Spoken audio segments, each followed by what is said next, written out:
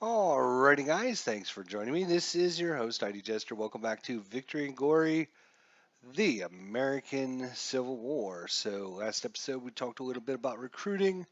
Let's talk about a few things that go along with recruiting before we get into some new aspects. So, one of the things we did mention in recruiting is actually there are emergency recruits. So, if your supply pool for recruits runs out and you don't have any, you can actually buy what they call emergency recruits. Those units cost an additional $2 per unit you purchase. So, for example, if the Union player wants to purchase an infantry unit and an artillery unit, it would cost him 5 for the infantry unit plus the extra 2, and 7 for the artillery unit plus an extra 2 plus an extra 2 because it's the second emergency recruit for a total of 18. So it can be quite expensive, but if your budget allows it, you can get emergency recruits. We also talked about supply of horses for the cavalry units, and that's going to be important as well.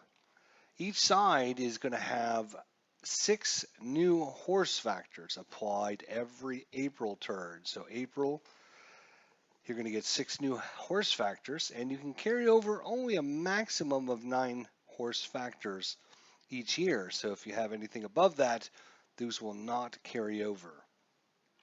Let's talk a little bit about industrial production now. So industrial production is used to purchase artillery units, railroad capacity, and recruiting all types of ships, including your gunboats and your naval transports.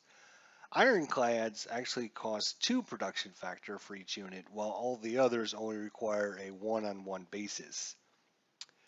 The Union is going to receive their production factors based upon the cities of Boston, up here, Philadelphia, here, and New York.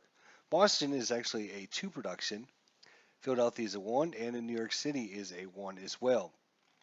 The Confederacy received production factors based upon Atlanta, which is here, Charleston over here, and Richmond, which is up here. You can see each of the actual cities has like a little factory icon in it to kind of remind you, and you can click on it. And that is not actually what I wanted to do, but thanks for doing it.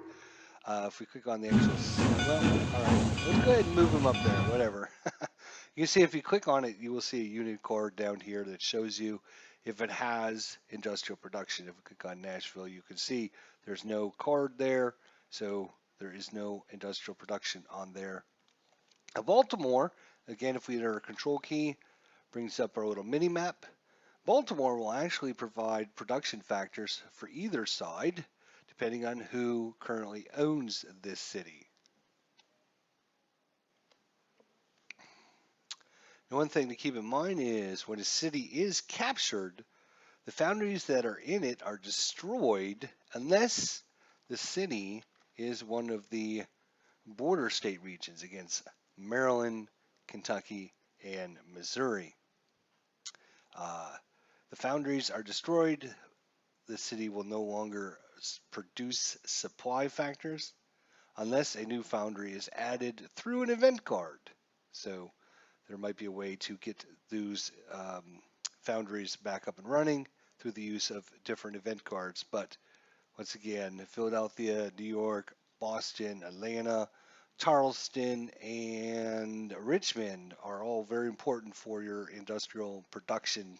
If you lose them, the enemy is going to destroy those production cities for you, which could really hurt your economy. And speaking of economy, players gain money from each of the cities that are not occupied by enemy units. This money goes into their treasury and can be used to purchase new units during the recruiting. Most cities generate $1 collected every 2 turns. There are some cities that are worth 2 or more.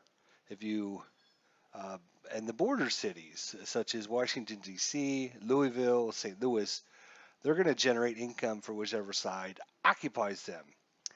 Enemy cities do not generate any income for the conqueror of the city. So if the Confederates take over, say, Pittsburgh and Cleveland, those cities don't generate economy for them. The capitals for each side. Washington, D.C. is the capital for the Union, even though it's in a border state. And Richmond is the capital for the Confederacy. When these are captured by an enemy army, the owner has one turn to recapture it. If this does not happen, the nation that lost its capital is going to lose 30 points of determination. Again, if you want to click on your um, game summary chart here, so you're going to lose 30 points to your will to fight, which could severely change the balance of power if you lose those. If they recapture it, you only gain half of the points back, 15 points, uh, if you were to recapture your capital. So make sure you don't lose your capital to your enemy.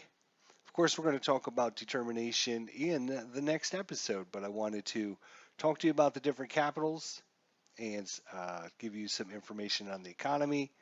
And of course, all of our information about industrial production, supply of horses, and the emergency recruits. So thanks so much for joining us here in Victory and Glory of the American Civil War. Hopefully this will give you a good tune-up for once the game is final released for everyone out there. Looking forward to spending a lot of time playing this game. It's a wonderful design. I've always liked the Victory and Glory system and series. It's like playing a board game on the computer, which is always a really good thing. So we'll see you in the next episode. Thanks so much for joining us. Take care.